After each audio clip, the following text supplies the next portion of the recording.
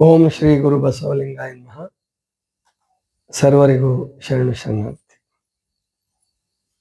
ಸಾರೆ ಚಲ್ಯದ ಮುಕುತಿ ಮುಕುತಿ, ಸಾರೆ ಚಲ್ಯದ ಮುಕುತಿ, ಸಾರೆ ಚಲ್ಯದ ಮುಕುತಿ ಮುಕುತಿ, ಸಾರೆ ಚಲ್ಯದ ಮುಕುತಿ. ವೇದದ ಮೊದಲಿನ ಮೂಲವಿದು, ಮೇದಿನಿಯೊಳುತ್ತ ಬಂದಿಹುದು. ವೇದದ ಮೊದಲಿನ ಮೂಲವಿದು, ಮೇದಿನಿಯೊಳುತ್ತ ಬಂದಿಹುದು. ಹಾದಿ ಹಾದಿಗೆ ಬಿದ್ದಿಹುದು, ಹಾದಿ ಹಾದಿಗೆ ಬಿದ್ದಿಹುದು. ಸಾಧಕ ಜನರಿಗೆ ಕಾಣುವುದಣ್ಣ ಸಾರೆ ಚಲ್ಯದ ಮುಕುತಿ ಮುಕುತಿ, ಸಾರೆ ಚಲ್ಯದ ಮುಕುತಿ. ಎತ್ತ ನೋಡೆ ಪರ ಬ್ರಹ್ಮವಿದು, ಸುತ್ತಮುತ್ತಲೂ ಸುಳಿದಿಹುದು.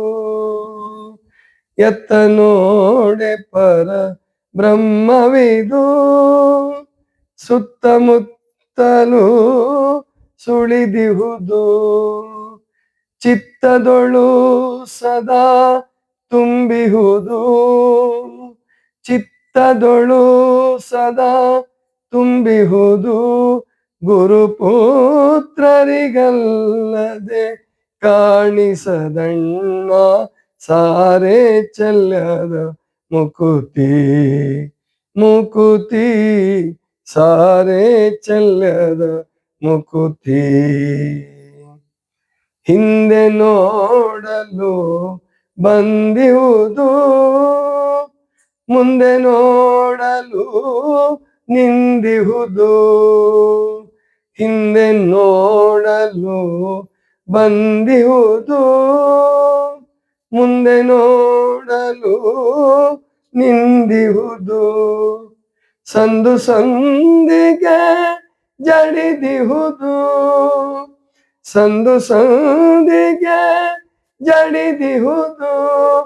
ಆನಂದ ಗುಹೇಶ್ವರ ಲಿಂಗವದಣ್ಣ ಸಾರೆ ಚಲ್ಯದ ಮುಕುತಿ ಮುಕುತಿ, ಸಾರೆ ಚಲ್ಯದ ಮುಕುತಿ. ಗುರು ತೋರಿಸಿದಲ್ಲದೆ ಕಾಣಿಸದಣ್ಣ ಸಾರೆ ಚಲ್ಯದ ಮುಕುತಿ ಮುಕುತಿ, ಸಾರೆ ಚಲ್ಯದ ಮುಕುತಿ. ಇದು ಬಹಳ ಪ್ರಸಿದ್ಧವಾದ ವಚನ, ಸ್ವರವಚನ ಅಂತ ಕರಿಬಹುದು. ಅಲ್ಲಮ ಪ್ರಭುಗಳ ಬಹಳ ಪ್ರಸಿದ್ಧವಾದ ವಚನ. ಇದಕ್ಕೆ ಮೊಟ್ಟ ಮೊದಲು ಸಂಗೀತ ಹಾಕಿದವರು ಕೇಶವ್ ನಿಂಬರ್ಗಿ ಅಂತ ಹೇಳಿ ಧಾರವಾಡ ಆಕಾಶವಾಣಿನಲ್ಲಿ ಸಂಗೀತ ವಿಭಾಗವನ್ನ ನೋಡ್ಕೊಂತ ಇದ್ದಂತಹವರು. ಅವ್ರ ಮಗ ಶಂಕರ್ ನಿಂಬರ್ಗಿನ ಒಬ್ರು ವೈಲಿನಿಸ್ಟ್ ಇದ್ದಾರೆ, ಶಂಕರ್ ನಿಂಬರ್ಗಿ ಕಾಣಿಸ್ತದೆ.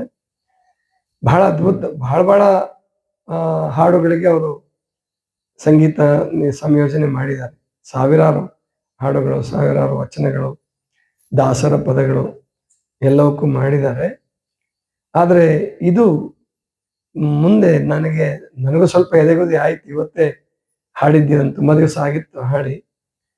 ಆಮೇಲೆ ಈ ಬೇರೆಯವರು ಬೇರೆ ಬೇರೆ ತರ ಹಾಡ್ಬಿಟ್ಟಿದ್ದಾರೆ, ಕ್ಯಾಸೆಟ್ ಮಾಡಿದ್ದಾರೆ. ಹಂಗಾಗಿ ಎಲ್ಲವೂ ಕೇಳಿರ್ತೀವಲ್ಲ, ಆ ಕೇಳಿ ಬಂದಂತಹದ್ರಲ್ಲಿ ಸ್ವರ ವ್ಯತ್ಯಾಸ ಆಗ್ಬಿಡುತ್ತೆ. ಮತ್ತೆ ಅಭ್ಯಾಸ ಮಾಡಿದ್ರೆ ಏನ್ ತೊಂದರೆ ಇಲ್ಲ. ಇದನ್ನ ಅಭ್ಯಾಸ ಮಾಡಿಲ್ಲ ನಾನು, ಅಭ್ಯಾಸ ಮಾಡ್ಲಾರ್ದೆ ಹಂಗೆ ಇವತ್ತು ಹೊಸ ಮೈಕ್ ಬಂದಿತ್ತು, ಪ್ರಯೋಗ ಮಾಡೋಣ ಅಂತ ಹೇಳಿ ಹಂಗೆ ಹಾಡಿದೆ ಅಷ್ಟೇ. ಆದರೆ ಬಹಳ ಅದ್ಭುತವಾದಂತಹ ಪದ್ಯ ಇದು, ಬಹಳ ಅದ್ಭುತವಾದಂತಹ ಪದ್ಯ.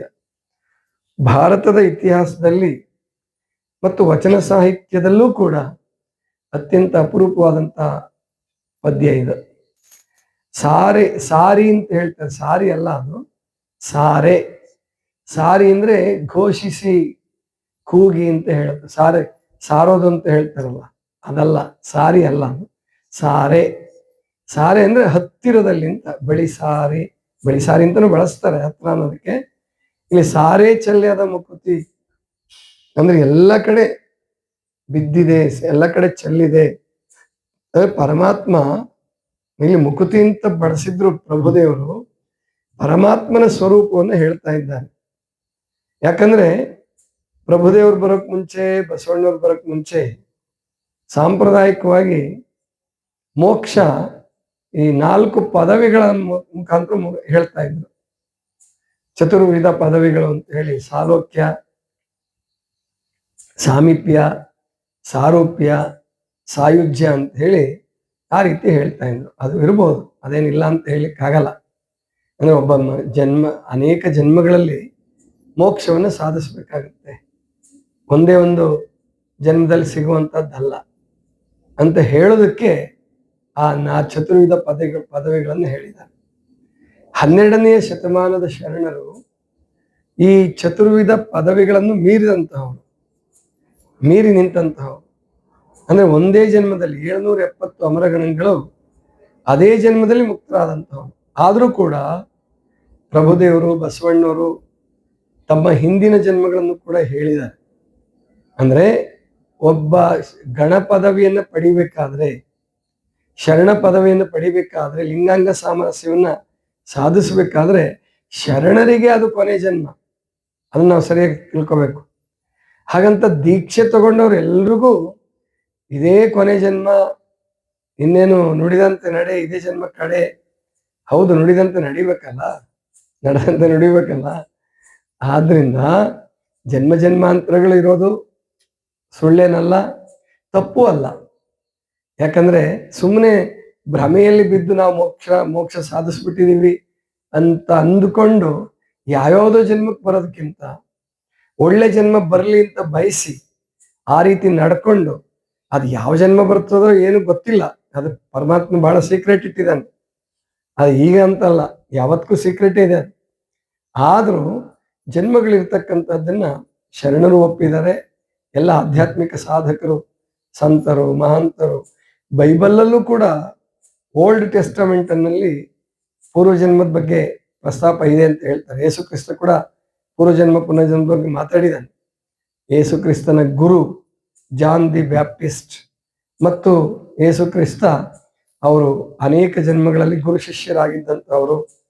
ಒಂದ್ಸಾರಿ ಅವ್ರು ಶಿಷ್ಯರಾಗ್ತಿದ್ರು, ಒಂದ್ಸಾರಿ ಇವ್ರು ಗುರು ಆಗ್ತಿದ್ರು ಅನ್ನುವಂತಹ ಪ್ರಸ್ತಾಪವನ್ನ ಬೈಬಲಲ್ಲಿ ಓಲ್ಡ್ ಟೆಸ್ಟಮೆಂಟ್ ಅಲ್ಲಿ ಇದೆ ಅಂತ ತಿಳ್ಕೊಂಡು ಪರಮಹಂಸ ಯೋಗಾನಂದರು ಕೂಡ ಹೇಳಿದಾರನ್ನ. ಅಂದ್ರೆ ಜನ್ಮವನ್ನ ಬೈಬಲ್ ಒಪ್ತಿತ್ತು. ಈಗ ನ್ಯೂ ಟೆಸ್ಟಮೆಂಟ್ ಏನು, ಒಬ್ಬ ರಾಜ ಬರೆಸ್ತಾನೆ 13ನೇ ಶತಮಾನದಲ್ಲೋ 14ನೇ ಶತಮಾನದಲ್ಲೋ ಬೈಬಲ್ ಅನ್ನು ಬರೆಸ್ತಾನೆ, ಮತ್ತೆ ರೀರೈಟ್ ಮಾಡಿಸ್ದಂಗೆ. ಅದಕ್ಕೆ ನ್ಯೂ ಟೆಸ್ಟಮೆಂಟ್ ಅಂತ ಹೇಳ್ತಾರೆ. ಅದ್ರ ಪ್ರಕಾರ ಅವ್ರು ಜನ್ಮದ ನಿರಾಕರಣೆ ಮಾಡ್ತಾರೆ ಅಷ್ಟೇ. ಅಂದ್ರೆ ಜನ್ಮಾಂತರಗಳಲ್ಲಿ ಸಾಧನೆ ಮಾಡಬೇಕು. ಆದ್ರೆ ಆ ಸಾಧನೆ ಯಾರೋ ಒಬ್ರು ಸೊತ್ತಲ್ಲ, ಯಾವುದೋ ಜಾತಿ ಸೊತ್ತಲ್ಲ, ಯಾವುದೋ ವರ್ಗದ ಸೊತ್ತಲ್ಲ. ಅದು ಎಲ್ಲರಿಗೂ ಅವಕಾಶ ಇದೆ ಅಂತ ಪ್ರಭುದೇವರು ಹೇಳೋದಿಲ್ಲ. ಸಾರೆ ಚೆಲ್ಯದ ಮುಕುತಿ ಆದ್ರೆ ಅದನ್ನು ತೋರಿಸಿಕೊಡ್ಲಿಕ್ಕೆ ಗುರು ಬೇಕು. ಗುರು ತೋರಿಸಿದಲ್ಲದೆ ಕಾಣಿಸದಣ್ಣ. ಸಾರೆ ಚೆಲ್ಯದ ಮುಕುತಿ ಎಲ್ಲ ಕಡೆನೂ ಇದೆ, ನಿನ್ನೊಳಗೂ ತುಂಬಿದೆ. ಆದ್ರೆ ಗುರು ತೋರಿಸ್ಲಾರ್ದೆ ಅದು ನಿನಗೆ ಸಿಕ್ಕುವಂಥದ್ದಲ್ಲ. ಆ ಮಾರ್ಗಕ್ಕೆ ನೀನು ಹೋಗೋದಕ್ಕೆ ಸಾಧ್ಯವಿಲ್ಲ. ಯಾಕಂದ್ರೆ ಪ್ರಭುದೇವರು ತುಂಬಾ ಸಾಧನೆ ಮಾಡಿದ್ರು.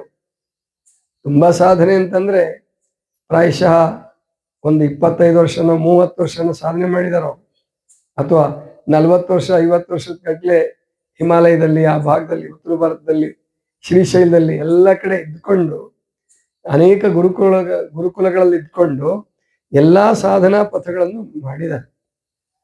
ಅಣಿಮಾದಿ ಅಷ್ಟಸಿದ್ಧಿಗಳ ಪ್ರಾಪ್ತಿ ಮಾಡ್ಕೊಂಡಿದ್ದಾರೆ. ಬಯಲು ಕಾಯ ಸಿದ್ಧಿ ಮಾಡ್ಕೊಂಡಿದ್ದಾರೆ. ಆದ್ರೆ ಅವ್ರ ಕೆಲಸ ಬೇರೆ ಇತ್ತು. ಸಮಾಧಾನ ಇರಲಿಲ್ಲ ಅಂತಲ್ಲ, ಸಮಾಧಾನ ಜೀವಿಗಳಾಗಿದ್ರು. ಆದ್ರೆ ಇಲ್ಲಿಗೆ ಬರಬೇಕು, ಕಲ್ಯಾಣಕ್ಕೆ ಬರಬೇಕು, ಅನಿಮಿಷಯ್ಯನವರಿಂದ ಇಷ್ಟಲಿಂಗವನ್ನು ಪಡಿಬೇಕು, ಮತ್ತು ಬಸವಣ್ಣನವರ ಕ್ರಾಂತಿಯಲ್ಲಿ ಮುಖ್ಯವಾದ ಪಾತ್ರವನ್ನು ವಹಿಸಬೇಕು ಅಂತಕ್ಕಂಥದ್ದು ಸೃಷ್ಟಿಯ ಕರೆ, ಪರಮಾತ್ಮನ ಇಚ್ಛೆ, ಪ್ರಭುದೇವರಿಗಿದ್ದಂತಹ ಅದೊಂದು ಕರ್ತವ್ಯ, ಕೊನೆ ಕರ್ತವ್ಯ ಮಾಡಲೇಬೇಕಾಗಿತ್ತು ಅವರು. ಅದಕ್ಕಾಗಿ ಅವರು ಅನಿಮಿಷಯ್ಯನವ್ರ ಹತ್ರ ಬಂದರು. ಆದರೆ ಕವಿಗಳು ನೇರವಾಗಿ ಬಳ್ಳಿಗಾವಿಯಿಂದ ಅನಿಮಿಷಯ್ಯನವ್ರ ಹತ್ರ ಕರ್ಕೊಂಡ್ಬಂದ್ಬಿಟ್ಟಿದ್ದಾರೆ. ಅದಾಗಿಲ್ಲ, ಅದು ಹಾಗಾಗಿಲ್ಲ. ಅವರ ವಚನಗಳನ್ನ ಸೂಕ್ಷ್ಮವಾಗಿ ಅಧ್ಯಯನ ಮಾಡಿದರೆ ಅನೇಕ ಕಡೆ ಅವರು ಸಂಚಾರ ಮಾಡಿ ಅನೇಕ ರೀತಿಯ ಸಾಧನೆಗಳನ್ನು ಮಾಡಿದ್ದಾರೆ. ಆ ಸಂದರ್ಭದಲ್ಲಿ ಹೇಳ್ತಾರೆ ಅವರು, ಸಾರೆ ಚೆಲ್ಲದ ಮುಕುತಿ ಗುರು ತೋರಿಸಿದಲ್ಲದೆ ಕಾಣಿಸ. ಎಲ್ಲ ಕಡೆ ಬಿದ್ದಿದೆಯಪ್ಪ, ಆದ್ರೆ ಗುರು ತೋರಿಸ್ಲಾರ್ದೆ ನೀ ಸಾಧನೆ ಮಾಡ್ಲಾರ್ದೆ ಸಿಕ್ಕೋದಿಲ್ಲ. ವೇದದ ಮೊದಲಿನ ಮೂಲವಿದು ಮೇದಿನಿಯೊಳುತ್ತಾ ಬಂದಿಹುದು. ವೇದದ ಮೊದಲಿನ ಮೂಲ ಇದು. ಅಂದ್ರೆ ವೇದಕ್ಕಿಂತ, ವೇದಗಳೇ ಅಂತಿಮ ಅಲ್ಲ, ವೇದಗಳೇ ಪ್ರಾರಂಭನೂ ಅಲ್ಲ, ವೇದಗಳೇ ಪರಮೋಚ್ಚನೂ ಅಲ್ಲ. ವೇದಗಳಿಗಿಂತ ಮುಂಚೆ ಎಷ್ಟೋ ನಾಗರಿಕತೆಗಳು ಬಂದು ಹೋಗಿದಾವೆ. ಸಿಂಧು ಬಯಲು ನಾಗರಿಕತೆ ವೇದಕ್ಕಿಂತ ಪ್ರಾಚೀನ ಅಂತಕ್ಕಂಥದ್ದು ಗೊತ್ತಾಗಿದೆ ಇವಾಗ. ಆದ್ರಿಂದ ವೇದದ ಮೊದಲಿನ ಮೂಲವಿದು ಮೇದಿನಿಯೊಳುತ್ತಾ ಬಂದಿಹುದು, ಹಾದಿ ಹಾದಿಗೆ ಬಿದ್ದಿಹುದು. ಅಂದ್ರೆ ಅದೇ ಹಾದಿ ಅಂತ ಯಾಕೆ ಬಳಸ್ತಾರೆ ಅಂತಂದ್ರೆ, ಇಲ್ಲಿ ಈ ಮುಟ್ಟು ಮೈಲಿಗೆ ಮಾಡಿಕೊಂಡು ಅವ್ರು ಅಲ್ಲಿ ಬರಬಾರ್ದು, ಇವ್ರು ಇಲ್ಲಿ ಬರಬಾರ್ದು, ಅವ್ರು ಆ ಬೀದಿ ಪ್ರವೇಶಿಸಬಾರ್ದು ಅಂತ ಮಾಡ್ಕೊಂಡಿದ್ರಲ್ಲ, ಅದಕ್ಕೆ ಅವ್ರು ಹೇಳ್ತಾರೆ ಹಾದಿ ಹಾದಿಗೆ ಬಿದ್ದಿಹುದು. ಆದ್ರೆ ಯಾರಿಗೆ ಕಾಣಿಸುತ್ತಪ್ಪ ಅದಂದ್ರೆ ಸಾಧಕ ಜನರಿಗೆ ಕಾಣುವುದಣ್ಣ. ಸಾಧಕ ಜನರಿಗೆ ಮಾತ್ರ ಕಾಣಿಸುತ್ತದದು, ಸಾಧಕ ಜನರಿಗೆ ಕಾಣುವುದಣ್ಣ. ಸಾಧನೆ ಮಾಡ್ಲಾರ್ದೆ ಸಿಕ್ಕೋದಲ್ಲ ಅದು. ಅದಕ್ಕೆ ನಾನು ಆರೋಗ್ಯ ಸಾಧಕರಿಗೆ ಹೇಳ್ತಿರ್ತೀನಿ, ನೀವು ಸುಮ್ಮನೆ ಉಪವಾಸ ಮಾಡಿದ್ರೆ ಪ್ರಯೋಜನ ಆಗಲ್ಲ. ಸುಮ್ಮನೆ ಉಪವಾಸ ಮಾಡಿಬಿಟ್ರೆ ಎಲ್ಲ ಸರಿ ಹೋಗಲ್ಲ. ರಾತ್ರಿ ಚೆನ್ನಾಗಿ ದೀರ್ಘ ಉಸಿರಾಟ ಮಾಡಿ, ನಿದ್ದೆ ಬರದೇ ಇದ್ರೆ ಚಿಂತೆ ಮಾಡಬೇಡಿ, ದೀರ್ಘವಾಗಿ ಉಸಿರಾಟ ಮಾಡಿ, ಪ್ರಾಣಾಯಾಮದ ಟೆನ್ಷನ್ನು ಮಾಡ್ಕೋಬೇಡಿ. ಅಂದ್ರೆ ನೀವು ಏನಾದ್ರು ಕೆಲಸ ಮಾಡ್ತಿರ್ಬೇಕು, ಚೆನ್ನಾಗಿ ನೀರು ಕುಡಿತಾ ಇರ್ಬೇಕು. ಅಂದ್ರೆ ಸುಮ್ಮನೆ ಉಪವಾಸ ಇದೀನಿ ಅಂತ ಹಸಿವಿನಿಂದ ಬಳಲಿದ್ರೆ ನಿಮ್ಗೆ ಆರೋಗ್ಯ ಸಿಕ್ಬಿಡೋದಿಲ್ಲ. ಹಾಗಾಗಿದ್ರೆ ಬಡ ರಾಷ್ಟ್ರಗಳಲ್ಲಿ ಎಲ್ಲರೂ ಆರೋಗ್ಯವಂತರಾಗೇ ಇರ್ಬೇಕಾಗಿತ್ತಲ್ಲ. ಹಸಿವಿನಿಂದ ಬಳಲೋದು ಉಪವಾಸ ಅಲ್ಲ, ಅಂದ್ರೆ ಸಾಧನೆ ಮಾಡಬೇಕು. ಸಾಧಕ ಜನರಿಗೆ ಕಾಣುವುದಣ್ಣ. ಆಮೇಲೆ ಎರಡನೇ ನುಡಿಯಲ್ಲಿ ಹೇಳ್ತಾರೆ, ಎತ್ತ ನೋಡೆ ಪರಬ್ರಹ್ಮವಿದು ಸುತ್ತಮುತ್ತಲು ಸುಳಿದಿಹುದು, ಚಿತ್ತದೊಳು ಸದಾ ತುಂಬಿಹುದು. ಇದನ್ನ ಆದರ್ಶ ಹಾಡೇ ಇಲ್ಲ, ಅದು ಬೇರೆ ಹೇಳ್ಬಿಟ್ಟಿದ್ದಾನ ಅವನು. ಅದು ಚಿತ್ತದೊಳು ಸದಾ ತುಂಬಿಹುದು, ಅದು ಕರೆಕ್ಟ್, ಸರಿಯಾದ ಪ್ರಯೋಗ ಅದು. ಚಿತ್ತದೊಳು ಸದಾ ತುಂಬಿಹುದು ಗುರು ಪುತ್ರರಿಗಲ್ಲದೆ ಕಾಣಿಸದಣ್ಣ ಅಂತ ಅದ್ಭುತವಾದ ಮಾತು ಹೇಳ್ತಾರೆ ನೋಡಿ. ಎತ್ತ ನೋಡೆ ಪರಬ್ರಹ್ಮವಿದು, ಎಲ್ಲಿ ನೋಡಪ್ಪ, ಆ ದಿಕ್ಕು ಈ ದಿಕ್ಕು, ದಕ್ಷಿಣ ಮೂರ್ತಿ ಉತ್ತರ ಮೂರ್ತಿ, ದಕ್ಷಿಣ ಕೆಟ್ಟ ಉತ್ತರ ಶ್ರೇಷ್ಠ, ನೋ, ಹಂಗಿಲ್ಲ. ನೀವು ಮಾಡ್ಕೊಂಡಿರ್ತಕ್ಕಂಥದ್ದು. ಎತ್ತ ನೋಡೆ ಪರಬ್ರಹ್ಮವಿದು ಸುತ್ತಮುತ್ತಲು ಸುಳಿದಿಹುದು, ಚಿತ್ತದೊಳು ಸದಾ ತುಂಬಿಹುದು ಗುರುಪುತ್ರರಿಗಲ್ಲದೆ ಕಾಣಿಸದಣ್ಣ. ಗುರುಪುತ್ರರಿಗಲ್ಲದೆ ಕಾಣಿಸೋದಿಲ್ಲ, ಇದು ಎಲ್ಲರಿಗೂ ಸಾಧ್ಯ ಇದೆ. ಪರಬ್ರಹ್ಮ ಸ್ವರೂಪನೇ ಅದು. ಮುಕ್ತಿ ಅಂತಕ್ಕಂಥದ್ದು ಬೇರೆ ಅಲ್ಲ, ಪರಬ್ರಹ್ಮ ಸ್ವರೂಪ. ಎಂಥ ಅದ್ಭುತ ಪ್ರಾಸ ಅದು. ಎತ್ತ ನೋಡೆ ಪರಬ್ರಹ್ಮವಿದು ಸುತ್ತಮುತ್ತಲು ಸುಳಿದಿಹುದು, ಮತ್ತೆ ಮತ್ತೆ ಅದು ಕಾಣುವುದು ಅಂತ ಕೆಲವರು ಹಾಡ್ತಾರೆ. ಚಿತ್ತದೊಳು ಸದಾ ತುಂಬಿಹುದು ಅನ್ನೋದು ಪ್ರಯೋಗ ಸರಿ ಅಂತ ಅನ್ಸುತ್ತೆ. ಅದು ಎರಡೂ ಇರ್ಬೋದು ಕೆಲವು ಕಡೆ. ಚಿತ್ತದೊಳು ಸದಾ ತುಂಬಿಹುದು ಗುರುಪುತ್ರರಿಗಲ್ಲದೆ ಕಾಣಿಸಲ್ಲ. ಮತ್ತೆ ಮತ್ತೆ ಅದು ತೋರುವುದು, ಮತ್ತೆ ಮತ್ತೆ ಅದು ಕಾಣುವುದು, ಅದು ಇಟ್ಕೊಳ್ಬೋದು. ಯಾಕೆಂದ್ರೆ ಇದು ಯಾರಿಗೋ, ಇದು ಕೊನೆ ಪ್ರವಾದಿ, ಲಾಸ್ಟ್ ಪ್ರಾಫಿಟ್, ಅಥವಾ ಓನ್ಲಿ ಸನ್, ಯೇಸು ಕ್ರಿಸ್ತನಿಗೆ ಮುಗ್ದಾಯ್ತು, ಇನ್ನು ಪ್ರವಾದಿಗಳು ಹುಟ್ಟಲ್ಲನ್ನೋ ಹಂಗಿಲ್ಲ. ಮಹಮ್ಮದ್ ಕೊನೆ ಪ್ರವಾದಿ, ಅದು ಮುಸಲ್ಮಾನರಿಗೆ ಅಷ್ಟೇ.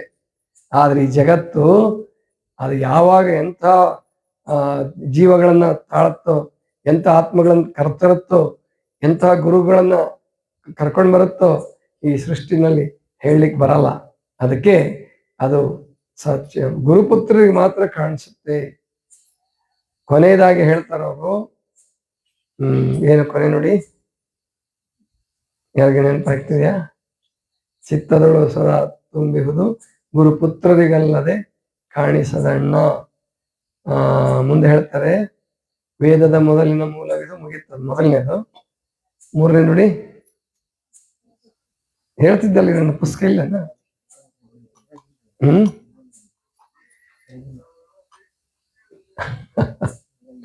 ಹಿಂಗೆ ಹಾಡುವಾಗ ನೆನಪು ಬರುತ್ತದು. ನೋಡಿ, ಹಿಂದೆ ನೋಡಲು ಬಂದಿಹುದು. ಮೂರನೇ ನುಡಿ, ಹಿಂದೆ ನೋಡಲು ಬಂದಿಹುದು, ಮುಂದೆ ನೋಡಲು ನಿಂದಿಹುದು, ಸಂದು ಸಂದಿಗೆ ಜಡಿದಿಹುದು, ಆನಂದ ಗುಹೇಶ್ವರ ಲಿಂಗವದಣ್ಣ. ಹಿಂದೆ ನೋಡಲು ಅಂದ್ರೆ ನೀವ್ ಎಷ್ಟು ಹಿಂದಕ್ಕಾದ್ರೂ ಹೋಗ್ರಿ, ಇತಿಹಾಸ, ಪುರಾಣ ಕಾಲ, ಎಲ್ಲಾ ಕಾಲದಲ್ಲೂ ಈ ಭೂಮಿಗಿಂತ ಮೊದಲು ಯಾವುದೋ ಬೇರೆ ಗ್ರಹದಲ್ಲೂ ಆ ಮುಕ್ತಿ ಮಾರ್ಗವನ್ನು ಕಂಡ್ಕೊಂಡಿರ್ಬೋದು. ಹಿಂದೆ ನೋಡಲು ಬಂದಿಹುದು, ಮುಂದೆ ನೋಡಲು ನಿಂದಿಹುದು. ಮುಂದೆ ಭವಿಷ್ಯದಲ್ಲೂ ಇರುತ್ತಪ್ಪ ಅದು. ನಾವು ಅನ್ಕೊಂತಿದ್ವಿ ಚಿಕ್ಕವರಿದ್ದಾಗ, ನಾನು ಹೇಳ್ತಿದ್ನಲ್ಲ, ಏನಪ್ಪಾ ಇನ್ಮೇಲೆ ಒಳ್ಳೆ ಕಾಲ ಬರುತ್ತೋ ಇಲ್ವೋ ಅನ್ಕೊಂಡಿದ್ದೇನೆ. ಅಂದ್ರೆ ವೈರಾಗ್ಯ ಮಾರ್ಗದಲ್ಲಿ ಬರೋರಿಗೆ ಬರೇ ಕೆಟ್ಟದ್ದೇ ಕಾಣಿಸ್ತಿರ್ತದೆ ಬರುವಾಗ, ಸನ್ಯಾಸಿ ಆಗ್ಬೇಕಾದ್ರೆ. ಅವಾಗ ಅನ್ಸೋದು, ಏನಪ್ಪಾ ಇದು, ಎಷ್ಟು ಕೆಟ್ಟೋಗಿದೆ ಜಗತ್ತು, ಎಷ್ಟು ಕೆಟ್ಟೋಗಿದೆ ಪರಿಸರ ಮೊದಲಿಗಿಂತ ಸುಧಾರಣೆ ಆಗ್ತಾ ಇದೆ ಇವಾಗ. ಭಾರತ ದೇಶದಲ್ಲಂತೂ ಇಷ್ಟು ಅದ್ಭುತವಾಗಿ ಮಾಡ್ತಾ ಇದ್ದಾರೆ ಅಂದ್ರೆ, ಸೋಲಾರ್ ಕರೆಂಟ್ ಎಲ್ಲಿ ನೋಡಿದ್ರೆ ಅಲ್ಲಿ ಸೋಲಾರ್ ಕರೆಂಟ್ ಉತ್ಪತ್ತಿ ಮಾಡ್ತಿದ್ದಾರೆ. ತುಂಬಾ ಚೆನ್ನಾಗಿದೆ. ಈಗ 25-30 ವರ್ಷದ ಹಿಂದಿನ ಭಾರತಕ್ಕೂ ಈಗಿನ ಭಾರತಕ್ಕೂ, ಅಥವಾ 15 ವರ್ಷದ ಹಿಂದೆ ಇದ್ದ ಭಾರತಕ್ಕೂ ಈಗ ಇದ್ದಂತಹ ಭಾರತಕ್ಕೂ ತುಂಬಾ ವ್ಯತ್ಯಾಸ ಇದೆ. ಅಂದ್ರೆ ಮೋಕ್ಷ ಮಾರ್ಗ ಮುಗಿದು ಹೋಗೋದಿಲ್ಲ ಅದು. ಹಿಂದೆ ನೋಡಲು ಬಂದಿಹುದು, ಮುಂದೆ ನೋಡಲು ನಿಂದಿಹುದು, ಸಂದು ಸಂದಿಗೆ ಜಡಿದಿಹುದು, ಆನಂದ ಗುಹೇಶ್ವರ ಲಿಂಗವದಣ್ಣ. ಸಂದು ಒಂದು ಏನು ಬಿಟ್ಟಿಲ್ಲ ಅದು, ಅಂದ್ರೆ ಸರ್ವಾಂತರ್ಯಾಮಿ ಅಂತ ಅರ್ಥ. ಯಾವ ದೇಶ ಕಾಲ, ಈ ದೇಶದವ್ರಿಗೆ ಮಾತ್ರ ಮುಕ್ತಿ, ಆ ದೇಶದವ್ರಿಗೆ ಇಲ್ಲ. ಬೈಬಲ್ ಒಪ್ಪೋರಿಗೆ ಮಾತ್ರ ಮುಕ್ತಿ, ಅಥವಾ ವೇದ ಒಪ್ಪೋರಿಗೆ ಮಾತ್ರ ಮುಕ್ತಿ, ಹಂಗ ಅನ್ಕೊಂತಾರೆ. ವೇದದವ್ರು ಹೇಳ್ತಾರೆ, ವೇದ ಒಪ್ಪೋರು ಮಾತ್ರ ಆಸ್ತಿಕರು, ವೇದ ಒಪ್ಪಲಾರದವ್ರು ನಾಸ್ತಿಕರು ಅಂತ. ಯೋಗದ ಋಷಿಗಳನ್ನೆಲ್ಲ ನಾಸ್ತಿಕರು ಅಂತ ಕರೀತಾರ. ನೋ, ಹಾಗಿಲ್ಲ. ನೀನ್ ಮುಕ್ತಿ ಅನ್ನೋ ಶಬ್ದ ಕೇಳದಿದ್ರು, ಯೋಗ ಅನ್ನೋ ಶಬ್ದ ಕೇಳದಿದ್ರು ಅವ್ನು ಮುಕ್ತಿ ಹೊಂದಿದ್ದಾರೆ. ಇಂಗ್ಲೆಂಡು, ಅಮೆರಿಕ, ಫ್ರಾನ್ಸ್, ಜರ್ಮನ್ ಎಲ್ಲಾ ದೇಶದಲ್ಲೂ ಮೋಕ್ಷ ಸಾಧಕರು ಆಯಾ ಕಾಲದಲ್ಲಿ ಬೇರೆ ಬೇರೆ ಸಂದರ್ಭದಲ್ಲಿ ಹುಟ್ಟಿದ್ದಾರೆ, ಸಾಧನೆ ಮಾಡಿದ್ದಾರೆ. ಭಾರತದಲ್ಲಿ ಸ್ವಲ್ಪ ಹೆಚ್ಚು ಜನ ಅಂತ ಅನ್ಬಹುದು. ಭಾರತದ ಏಕೆ ಪ್ರಾಚೀನ ನಾಗರಿಕತೆ ಇದು, ಸುಮಾರು 40-50 ಸಾವಿರ ವರ್ಷಗಳ ಪ್ರಾಚೀನ ನಾಗರಿಕತೆ ಭಾರತ ದೇಶ. ಆದ್ರಿಂದ ಇಲ್ಲಿ ಹೆಚ್ಚಿರಬಹುದು, ಅದರಲ್ಲೇನು. ಮತ್ತೆ ವಾತಾವರಣ ಇಲ್ಲಿ ಸಾಧಕರಿಗೆ ಒಳ್ಳೆ ವಾತಾವರಣ ಇದೆ, ಸಾಧಕರಿಗೆ ಪೂರಕವಾದ ವಾತಾವರಣ ಇದೆ. ಆದ್ರಿಂದ ಅಂತಹದ್ದು ದೃಷ್ಟಿಯಿಂದ ಇರಬಹುದೇ ಹೊರತು ಭಾರತ ದೇಶ. ಆದರೆ ಆ ದೇಶದವ್ರಿಗೆ ಮೋಕ್ಷ ಇಲ್ಲ, ಈ ಧರ್ಮದವ್ರಿಗೆ ಮೋಕ್ಷ ಸಿಕ್ಕಲ್ಲ. ನಾವು ಮಾಂಸಾಹಾರವನ್ನು ಒಪ್ಪಲ್ಲ, ಮಾಂಸಾಹಾರವನ್ನು ನಾನು ಒಪ್ಪಲ್ಲ. ಆದ್ರೆ ಮಾಂಸಾಹಾರಿಗಳು ಮೋಕ್ಷವನ್ನು ಸಾಧಿಸಿದ್ದಾರೆ, ಅದ್ರಾಗೇನು ಸಂಶಯ ಇಲ್ಲ. ಗೊತ್ತಾಯ್ತಲ್ಲ, ಸೂಫಿ ಸಂತರು ಅವರಲ್ಲಿ ಅನೇಕ ಜನ ಮಾಂಸಾಹಾರಿಗಳೇ ಇದ್ರು. ಅವರು ಕೂಡ ಈ ಮೋಕ್ಷದ ಆನಂದವನ್ನ, ಮುಕ್ತಿಯ ಆನಂದವನ್ನ ಅನುಭವಿಸಿದ್ದಾರೆ. ಅದು ಯಾರ ಸೊತ್ತು ಅಲ್ಲ, ಯಾವ ದೇಶದ ಸೊತ್ತು ಅಲ್ಲ, ಯಾವ ಧರ್ಮದ ಸೊತ್ತು ಅಲ್ಲ, ಸರ್ವರಿಗೂ ಸೇರಿದ್ದು. ಸರ್ವರು ಅದರಿಂದನೇ ಹುಟ್ಟಿ ಬಂದಿರೋದು. ಆ ಪರಬ್ರಹ್ಮ ಸ್ವರೂಪವೇ ಸಾರೆ ಚೆಲ್ಯದ ಮುಕುತಿ. ಇದಿಷ್ಟು ಇವತ್ತಿನ ಚಿಂತನ. ಸರ್ವರಿಗೂ ಶರಣ ಶರಣ.